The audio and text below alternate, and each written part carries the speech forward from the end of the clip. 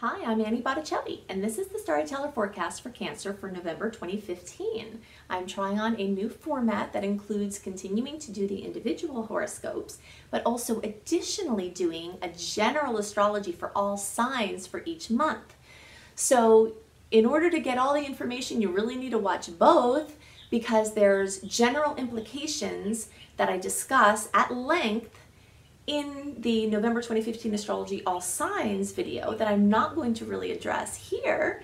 And in order to get the full picture, you really need to watch both. But I wanted to organize it a little bit better because for the previous years I've been intermingling all of this, and I want you to have more clarity about what's a general implication and what specifically Cancer is working with, people with prominent Cancer placements. So also go to my website, aspiritualspark.com, where you can check out my growing list of very affordable self-development tools. Most of them are between $16 and $26 for very comprehensive programs. And while you're there, you can sign up for my free email newsletter and get the perks that comes with being part of my community. And I'm going to give you a general summary of the month, just very quick, and go into the Cancer details. So we have been waiting for this time for a really long time. I've been saying wait, hold off on decisions, wait, hold off on this, go backwards, because since the spring we've had Mercury, Venus, then Mercury retrograde, all telling us to go backwards, go back over things. Now, November is the first full month where we don't have any of that. We don't have the most active things of the eclipses anymore. Those have passed. Now we're integrating the changes that have been made from the eclipses. Mercury and Venus retrograde are a thing of the past for now. And specifically in the first 3 weeks of November, we have all green lights. You know, when you hit one green light and then you hit all the green lights and you're in the flow and you're super stoked about it, that's what the first 3 weeks of November is about. And I go into more details about why and what else in the general video. But that's what this month is about. So launching things, doing new things, making big decisions, being in the flow. The first 3 weeks, very much like that. The last week is a little bit dicey, and I go into suggestions as to how to manage those as a spiritual ninja in the general video.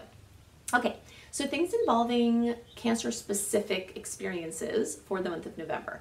We've got strong focus for all Cancer placements, early, middle, and late, on the 4th house. The 4th house is the house of home, it's the house of family, it's the house of upbringing and the psychology of childhood and ancestral roots.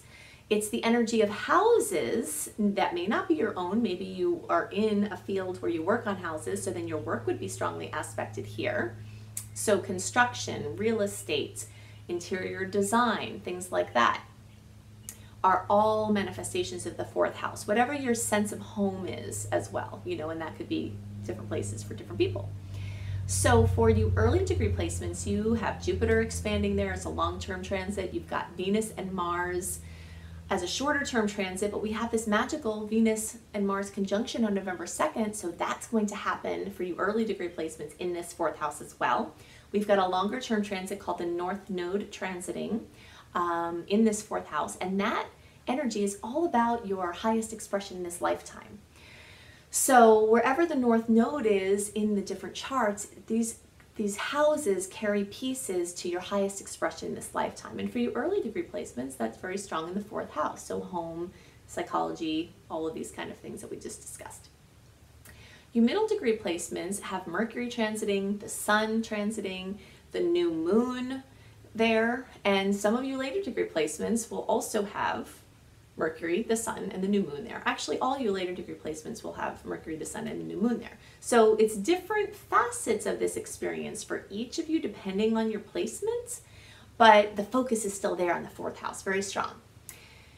You middle and later degree placements still have some strong energy in the 3rd house. For the early degree placements, this has passed on now.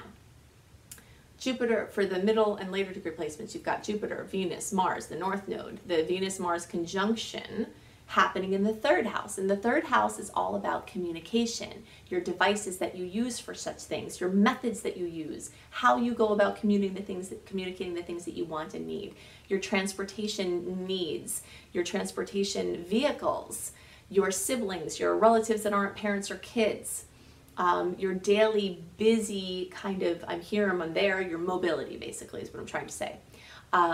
And short-term travel is also here. So there's strong energy there in the long term and in the shorter term for middle to later degree placements as well.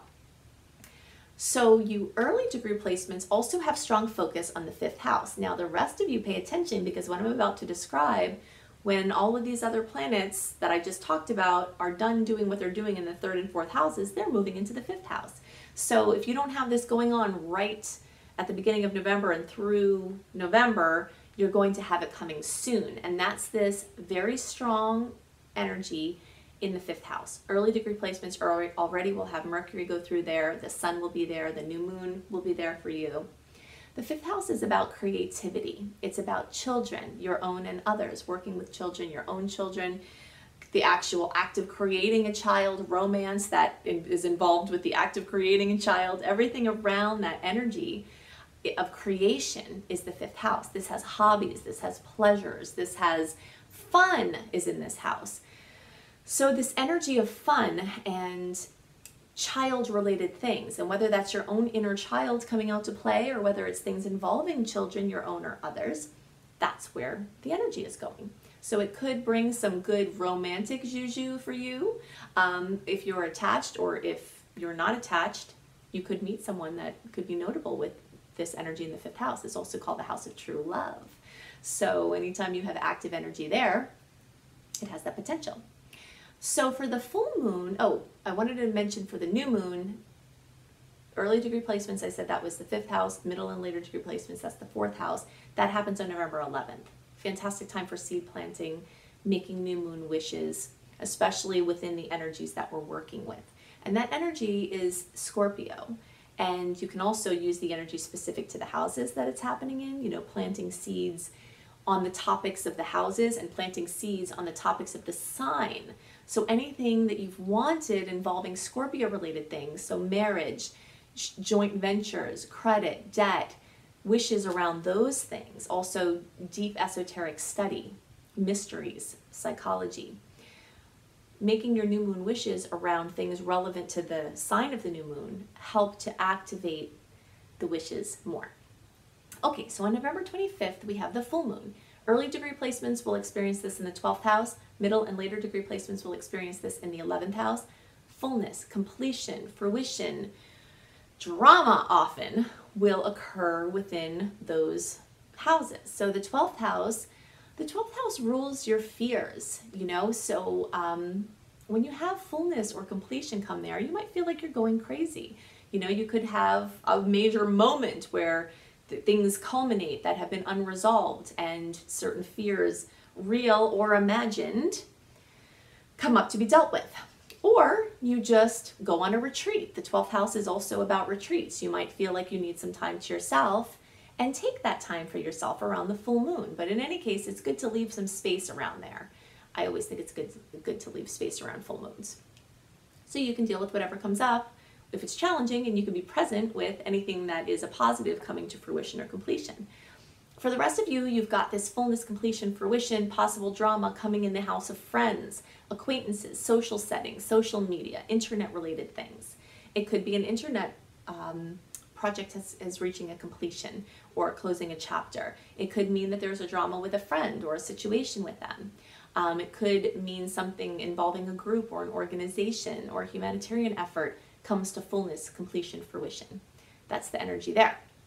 So I can't see what's going on in your individual chart. If you would like to have my personal assistance, you can check out my coaching package on my website, aspiritualspark.com. You can also see my growing list of apprentices that are ready to assist you. And definitely sign up for my free email newsletter, because you get perks right at the get-go, and you get at bare minimum a monthly send out of the upcoming astrology for the month ahead, so you can have something written down, more tangible, about certain dates to watch and energies, etc. So you can also check out my growing list of self-development tools that have been time-tested on countless people besides myself, and they work and they're affordable. So check those out on my website, aspiritualspark.com. I hope you have a wonderful month. Take care. Bye.